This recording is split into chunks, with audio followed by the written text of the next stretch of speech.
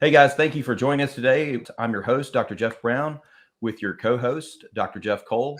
I am very excited for the two guests that we have with us today, Charla and Keith Bartozzi, the CEO and co-founder of IntuScope. IntuScope is a company that's bringing a new airway device for first responders to the market. Keith and Charla, welcome. Thank you. Thank you. Welcome. I'd like to immediately go into your description of the product, Keith or Charla. Okay. So IntuScope is an intuitive intubation device, is what I like to call it. But it is different than your standard laryngoscope that's been around since the 1940s in that instead of using your strength, and it is a direct visualization device, instead of using your strength to pull up to visualize the vocal cords, you actually have a mechanical advantage. So it's similar in the fact that it has a blade and a handle, but it also has two levers, and it has what I call a hard palate support piece that it basically uses leverage against the roof of the mouth or the hard palate to open the airway so you can visualize the trachea and do an oral tracheal intubation. Interesting. And I think when you talk about need, I mean, a lot of intubations can be tricky, especially in the field. What further thoughts do you have on that? Yeah, a couple of things on that. One thing is the anatomy of the patient plays a big role in how difficult an intubation is. There's other factors, especially in the pre-hospital setting, which obviously having my background as a fireman, the pre-hospital setting is where this was born. And that's where I saw a need because of the difficulty of an intubation when someone is on the ground versus an operating table. They're on a medical scene, maybe on the side of the road. But there's just a lot of factors that go into it.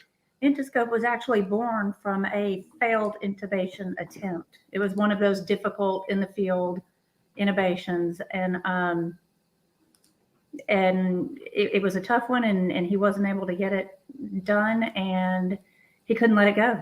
And he said there's got to be a better way, and it just he couldn't let it go, and so that's how IntuScope came to be. Yeah, and I can tell that story briefly if you Sure. want to hear it. Please. But, so I actually started in the fire service a little bit later in life, and I found myself changing careers in my mid-30s, and successfully ended up on a local fire department, local Memphis area fire department. I was the paramedic on the engine one day, and we made a call. And it was one of those calls that you really want to be successful because it was a 55-year-old male. The report was CPR was in progress and he wasn't breathing. And so when you're on the way to the scene like that, you're thinking, I'm going to save this guy, right? And that's just, I mean, not that we don't try to save everybody, but he's only 55. And, we're going to go find out why this guy's not breathing. We're going to fix him. Well, I walked in. It was an office building and they waved us in. We were the first ones on the scene. I could see them doing CPR on this guy. And he was one of those big, he looked like a football player, big guy, short neck, muscular. And so I knew it was going to be a difficult intubation. So I got down on the floor with him, and, my lieutenant at the time handed me the standard laryngoscope that I was talking about, the 1940s technology. I sweep the tongue like I'd been doing. I was very successful at intubations. That's why I always did them. One of the best. I think I had not, until that patient had not failed an intubation. And had done a bunch of them. So at the time, I'm 6'3", early on in my career, 230 pounds, pretty strong, worked out all the time. Takes a lot of strength to take that blade and pull that tongue up out of the way to see that trachea. And I just couldn't do it. I tried 3 times and failed. We ended up losing that patient. And so I went back to the fire station, and I just, one thing, it was my first failure. And I didn't like that at all, especially with him being so young. And I was just, I kept thinking there's got to be some better way than that. And that's when I came up with the idea of using the hard pallet to basically use as a mechanical advantage point to push against and open the airway. So now you sweep the tongue and you squeeze a trigger, you squeeze a lever, and these two operating arms spread that thing apart, and you can see the trachea right there. So are there some controls on how much pressure is placed? Is there a way to get into trouble with too much pressure? You know, the hard pallet is exactly what it is. It's a very hard structure. Obviously, it's a bone. It's not going anywhere. When you think about what you're pressing against, with it being such a rigid structure in the roof of the mouth, and everything in the area of your trachea and your lower jaw and everything is much more pliable than that roof of your mouth. So that moves instead of the roof of the mouth. So you just control it basically with the squeeze of your hand, and it doesn't take near as much pressure as you would think. You just squeeze it until you see it. And it actually has another advantage, which it actually protects the teeth because of the way the hard pallet support is positioned. So once you activate it and squeeze the trigger, you can actually rock back a little bit and look around the area and locate that trachea and those vocal cords, which is something you can't do with the old technology, because you might damage the teeth of the gums. So, well, would this be a new technology? Do you have patents in place, or what? We do have a utility patent. This is the first time we've done anything like this, done a startup or had a product like this. And so we applied for a patent very early on in the process. I mean, I basically had just drawings on a piece of paper that I took to the patent office, and we started that process very early on.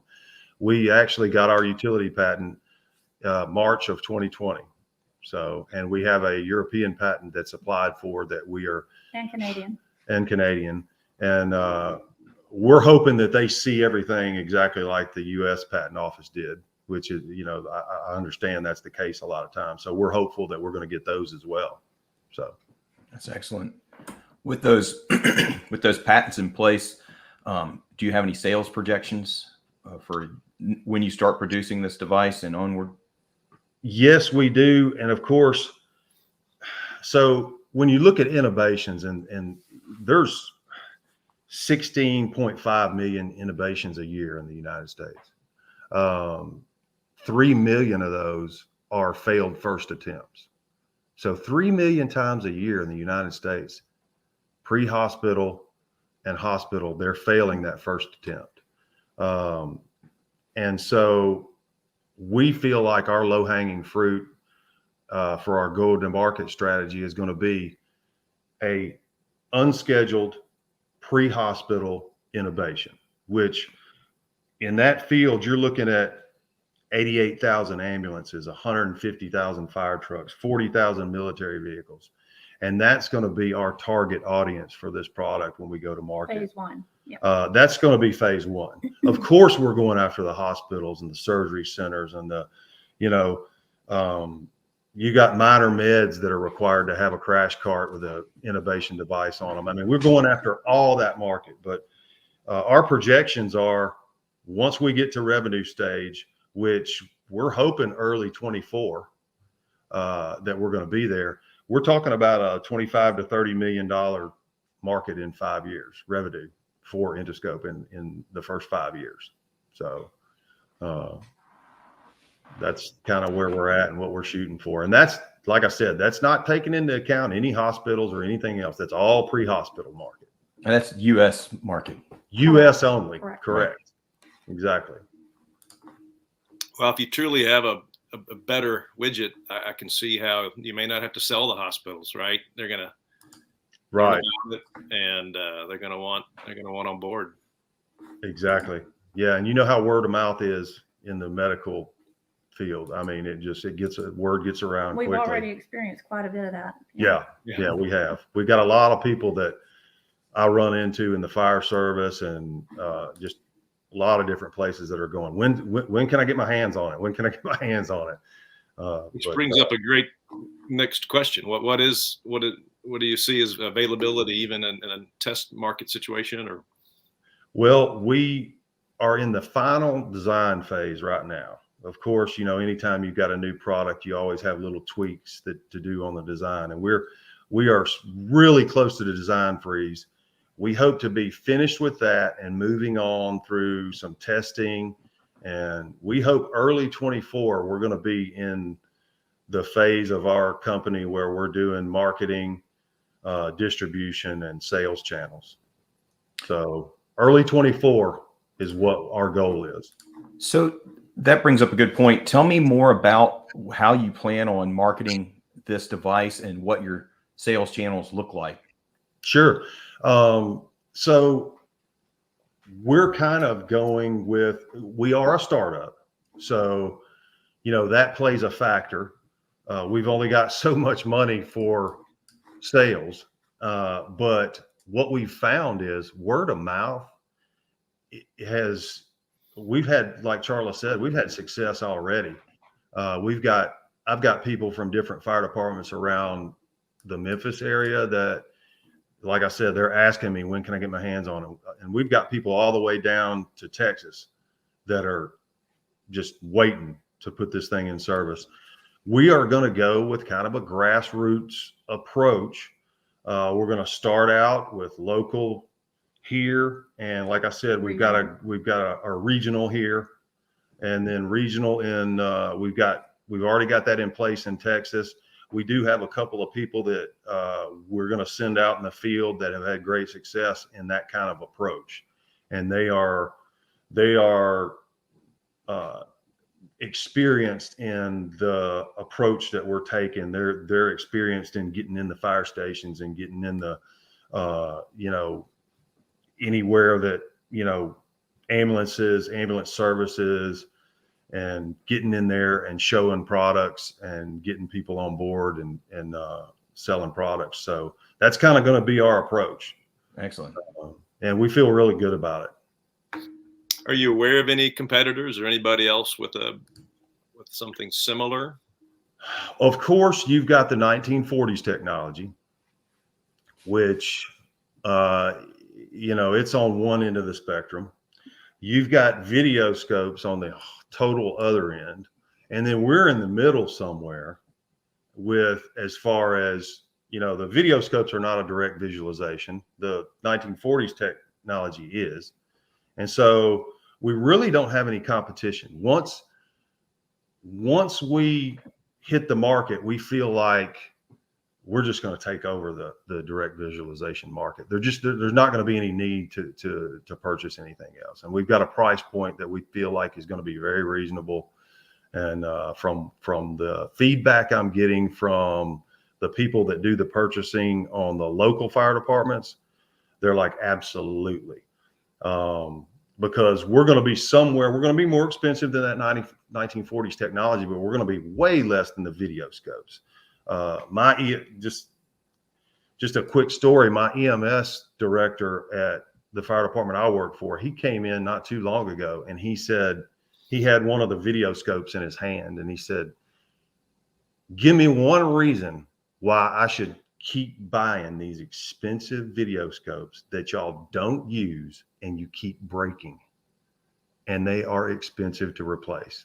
And I was like, can you say that again and let me get that on my phone and get that on recording? Yeah. So we're going to be somewhere price point in the middle. I think we're going to be in a good spot where we've got just no competition. So who's helping you? What's your executive team look like? So we've got local investors.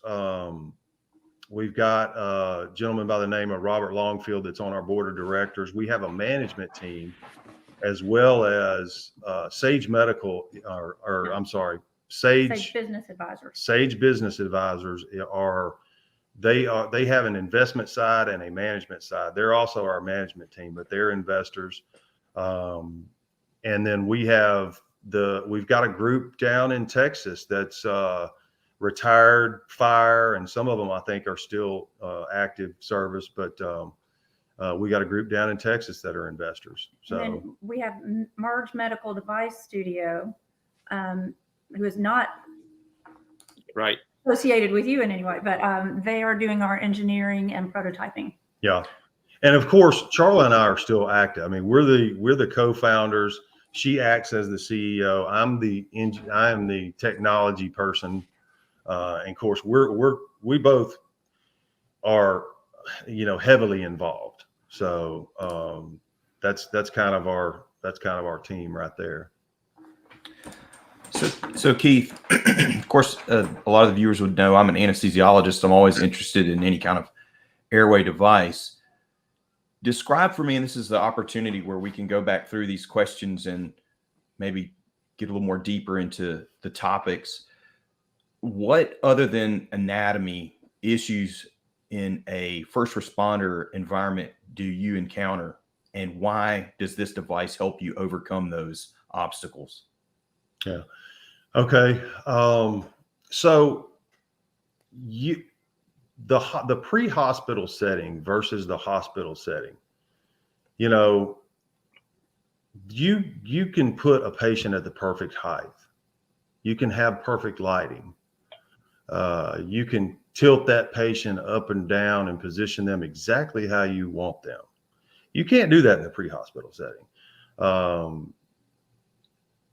I would say most of the time our patients are on the floor because we're likely to be doing CPR, or they've fallen or been injured and they're already on the ground. They could be in a car. I've actually hung through a sunroof before to intubate somebody from the sunroof on the outside of the car because we couldn't get the doors open. So that's a big factor. You also have weather factors. If you're on a scene and you're out in the elements and it's raining, or even if it's really humid, you're going to have trouble with a device that is not direct visualization. If you're looking through a camera and a lens and you're in that environment, it can be very difficult. But I would say that, and then you take into account that, there's a lot of stressors that go in sometimes when you're a fireman versus being in a quiet setting like a hospital. You've got cars going by, there's always spectators and people watching you. Nowadays, everybody's filming you. There's always people standing around. You don't know who they are. They may be friends and family. They may be just somebody that works with this person.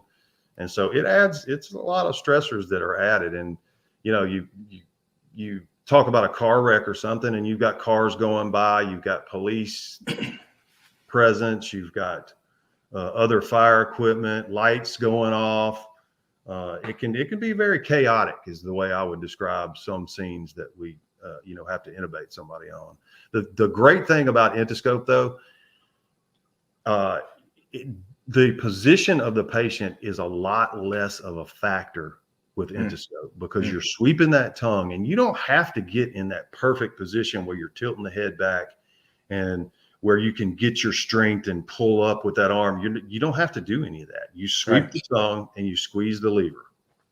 And since a lot of our viewers will be anesthesiologists, CRNAs, ENT, they're airway folks. And I just want to make the point that you and I had talked offline about the presence of blood or vomit secretions in the airway that we don't often see in the OR because, like you said, it's a controlled setting.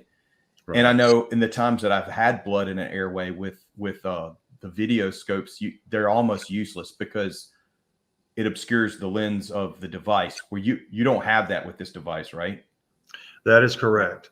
And that brings something else to mind, and that is the fact that even though there's 16.5 million intubations a year, you have to be the paramedic that's the first responder, the first one on the scene that gets the laryngoscope in your hand. I mean, there's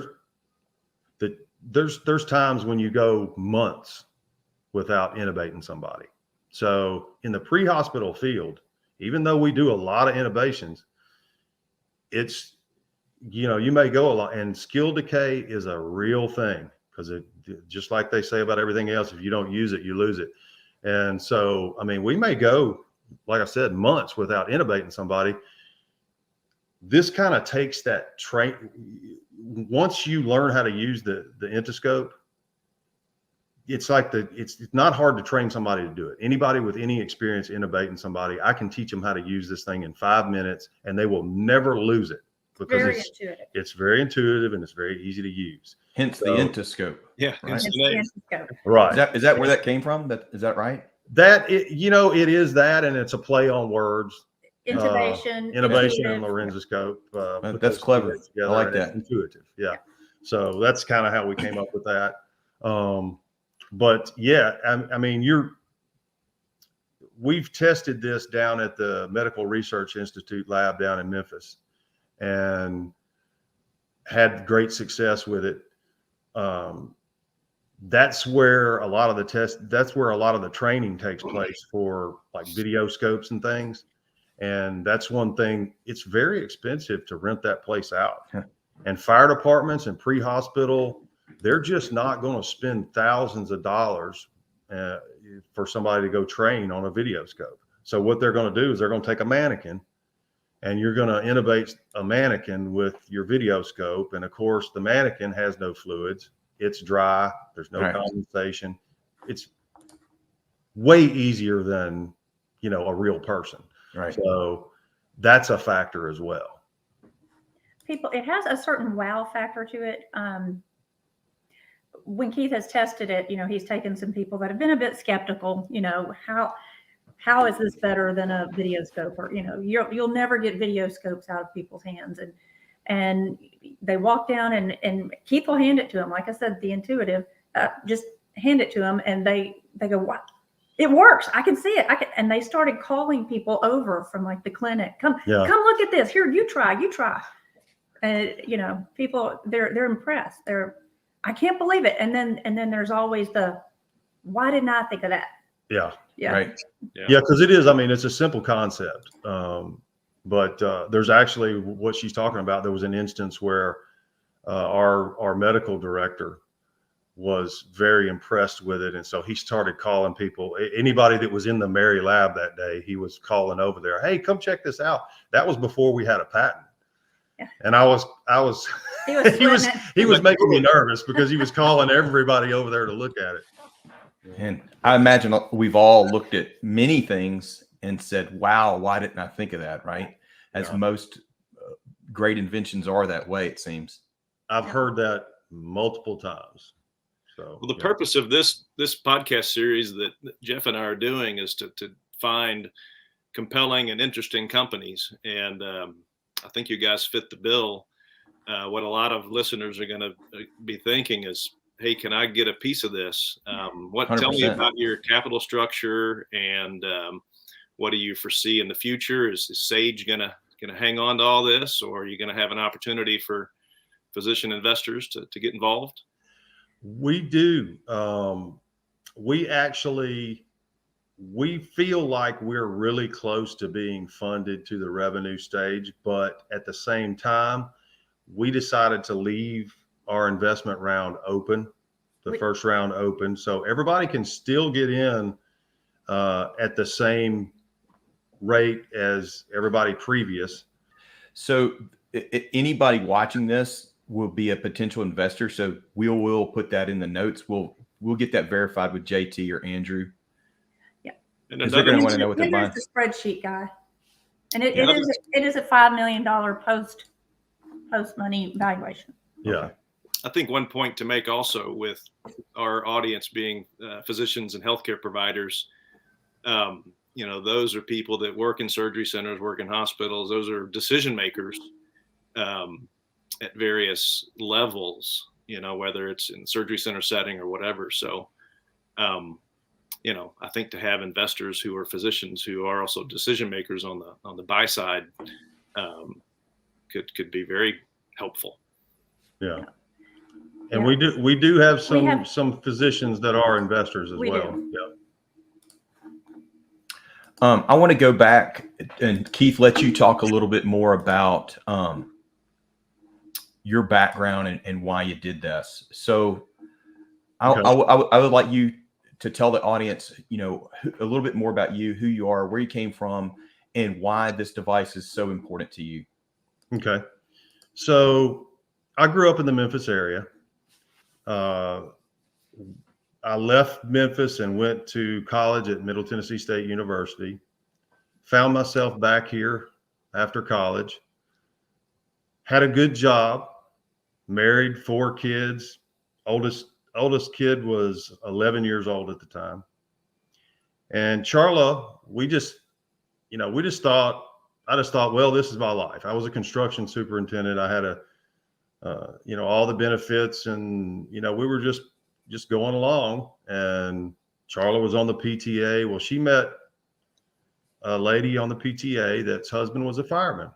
And so I became friends with him through her. And then I met some more firemen. And then we all realized that we had common interests and started hanging out together. And I would be around all those guys, and I'd be like, hear them talking about their stories. And, anytime you're around, you get a couple of firemen in a room, they're going to start telling stories. So it was attractive to me. And I just got to really take an inventory of what my life looked like and what I wanted my legacy to be. And there was one instance that happened. Some of the firemen that I knew, young girl comes walking up to one of them and she goes, "You probably don't remember me." And he said, "I remember you, Amy." He said, "I sure do." And she said, "I cannot tell you what it meant to me that you crawled in my car that was upside down on Poplar Avenue, held my hand and talked to me." Wow. And while they were cutting me out of the car. Wow. And that's the moment that triggered it for me. I was like, I want to be that guy. That's awesome. For somebody. And so I went home one day and I told Charla, I said, "Hey, I want to make a little career change." And I fully expected that she was going to tell me to put my big boy pants on and go to work the next day. When I told her I wanted to change careers at mid-30s and be a fireman. Wow. Well, instead, she said, "You know what? That is you. And I want you to do it. What do we have to do?" And so I went to EMT school and I went to paramedic school and I joined the volunteer fires. I was pulling quadruple duty. I was working full time. I was in EMT school or paramedic school, and I was also a volunteer fireman and going through training there. So that was a busy couple of years, but it really paid off. And I ended up a full-time fireman. And I mean, here I am almost 14 years later. And every day I go to work, I love it. And I've actually had the privilege of having that moment that triggered it, where somebody walked up to me. Wow. Somebody walked up to me in church one day and said, "Hey, you don't remember our son?" And I said, "Yes, I do." I said, "Yes, I do." Wow. And, so I've been that passionate about it. And that's kind of what led me to the IntuScope. Is I didn't want to just accept the status quo. And I am, like I said before, I had never failed in intubation. And I really took it hard when I did. And we lost that guy that was 55 years old. And like I said, when we were on the way to that scene, I was going, I'm going to save this guy. And when they handed me that laryngoscope, I was like, oh yes, I'm going to do the intubation because that's what I'm good at. And I just really took that failure hard. You couldn't let it go. I would lay in the bed at the fire station and couldn't sleep for weeks. And then it just hit me one day. I kept thinking, well, I didn't have enough strength. I didn't have enough strength. What could I do? What could I do? And then it just hit me one night. He said it dawned on him. He kept replaying the scene over and over and over in his mind, thinking, what could I have done different? What could I have done different? And it hit him all of a sudden. I did everything I could. There was nothing I could have done different. What I need is a better tool. Yeah. And, And that's exactly yeah. how it was born. Yeah. So, I mean, that's why I was so, it doesn't, when you make a call like that, you have to go back to the station and you have to put it behind you and you have to be ready, because the next call comes in. It could come in 2 minutes.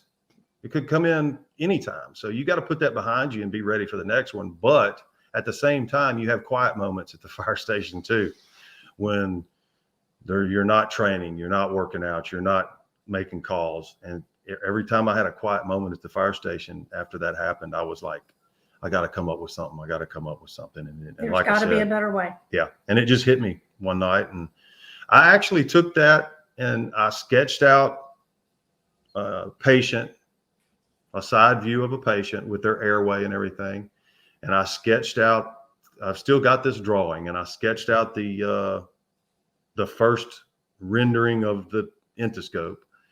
And I took that drawing, and the first place we went was the patent office. And the second place we went, I had run across a guy that made aircraft parts. And I went to him and I said, I need you to make me a device. And he said, I've never done this before, but okay. So we spent hours at his CAD table just designing this thing and going through, and he did a 3D print, was the first one that we had, and it just went from there to a machine shop. And I mean, it was a while before we actually got anybody that made medical devices to make one. So it was a process, but I mean, that's kind of the story about why I'm so passionate about it right there. That's awesome. How did you link up with the Merge people in Nashville and Sage? What was the sequence of events there? Well, we actually, like I said, Charlie and I never had done a startup before. This is the first product that I've ever invented. And so we didn't really know what to do. And we actually ran it. I mean, we just had people that just fell in our lap there for a while. And one of them introduced us to this person, and we ended up at StartCo, which is it's like a incubator for startup companies. It's like Memphis Shark Tank, right? Yeah. Yeah. And Right. it was the 0 to 510K. Yeah. Yeah. It's like that, except for it can be any product. And so we went through the StartCo program, and that's where we started meeting people, and that's where we met Sage. And at the end of it, you do a presentation on your device, and they help you make a pitch deck through the program and everything. Well, when we did that pitch, we started getting phone calls, and Sage was one of our phone calls, and Merge was one of them. We were working with Merge pre that. We met them through the Oh, that's StartCo right. guys, but That's right. one of the guys at Merge Medical Device Studio had gone through the program, I think 2 That's years right. prior. And one of the people at StartCo said, hey, he works for a medical device company that's what they do, is make medical devices. And he put us in touch, but it was Sage. They did see us on the pitch presentation. Yeah. And got in touch with us. Yeah. And so that's how all that came about. Yeah. That's great. So Keith, to summarize, this sounds like a product invented by a fireman, for firemen and other first responders. It's a device it sounds like to me is somewhat in between the oldest technology used to intubate and the newest technology, which are the video scopes. And in doing this, bringing this product to market, you've eliminated some of the disadvantages of the older technology, such as positioning, and eliminated some of the disadvantages of the newer technology, such as foreign matter in the airway, blood, secretions, vomit. So it sounds like you've created a device that's got really a perfect harmony, in particular for first responders that might have a patient in a field or in a ditch, or a trauma to the airway. Am I saying this correctly? Absolutely. You absolutely are. Would you like to be a spokesperson? I mean, the advantages go, I mean, that's true. And I actually the only other failed intubation I've had in recent years was somebody who had a spinal fusion. and I couldn't tilt their head back at all. And so you wouldn't need to. So with this IntuScope, that would eliminate that problem, right? That would eliminate the need. You could actually deploy it without tilting the head way back, and I could have gotten that person intubated. I'm fairly certain as well. There's other benefits too. It's so easy to use, hence the name and hence it being intuitive. So it's so easy to use that skill decay is less of a factor. You reduce those first time failure attempts in the field. The training time needed for it, like I said, is much less. And you have cost associated with failed attempts, hospital stays, everything from hospital stays to litigation. And you're avoiding all that if you can get somebody intubated quickly in the first time. And then it may seem obvious to those of us that are familiar with it, but I want to make sure the audience understands you're using traditional endotracheal tubes for this. There's no special tube or anything required, right? Nothing special. Just the device is simply to open that airway so you can easily place that tube. And it's battery powered with a light source? It does have a light source, yes.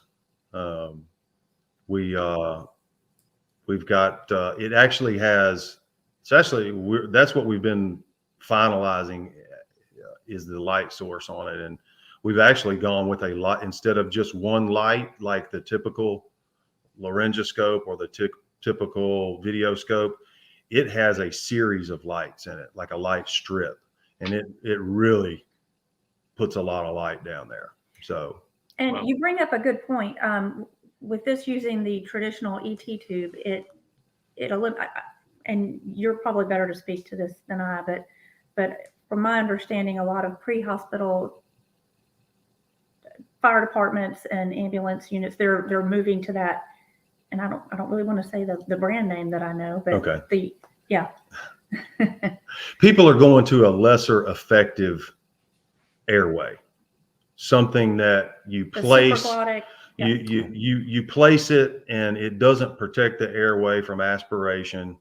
It's not directly in the trachea, but it's just it's what you go to when you fail an intubation. And I think you guys talk about LMAs. Exactly. Yes. Yeah, exactly. But and we can talk about that and because LMAs don't protect the airway. I mean, you can ventilate through them, but these are patients they're potentially full stomach. They're definitely not NPO. So any vomit or anything that comes up from the stomach can go down to the airway. With your device, you're putting a traditional ET tube, endotracheal tube, and it would protect the airway. And it's my understanding, and you would know better, but it's my understanding that when those are placed pre-hospital, once the patient arrives at the hospital, that you're actually removing that and then actually intubating them with an ET tube. Right. That's a really good point. I have yet to take somebody in the ER and the doctor not pull that thing out immediately, because they're not going to have somebody sitting in the ER that's airway is not protected, and those just don't do it. So, gotcha. So that is a good point. Yeah, the doctor at the ER is going to take that thing out and intubate them. Right. So we eliminate all that step. And you hope he does it with IntuScope. I hope so. Right. I'd like to be the weapon of choice. That'll be the easiest way to do it. I can promise you. Jeff, you have any other questions? I think this has been very educational. I kind of like my approach. I didn't know anything about your company, and so I feel like our listeners are going to have the same wow factor with what I've learned. And so I really appreciate your time. I want to wish you luck, and thank you. We appreciate the opportunity. Thank you very much for having us. Thank you both for putting this together and starting something like this, and thanks for having us on. We're just, like I said, I'm really passionate about this. I'm excited most of all to get this thing in the hands of paramedics and doctors and people, and save some lives. Yeah. Save some lives. It's going to be my legacy. So that's fantastic. Thank you. And Keith, I think your story brings up very pertinent points and some things we've thought about, as we grow a physician and healthcare provider community, particularly if we grow that to a large number. There are people out there with ideas, and you really, like in your story, struggle with, what do I do? So what we want to do through our website, through our forum, is offer information to people, hopefully through formal sponsors and partners. And so we're going to be reaching out to company like Merge Medical Device Studio to partner with us, because we'd like to point innovators to them.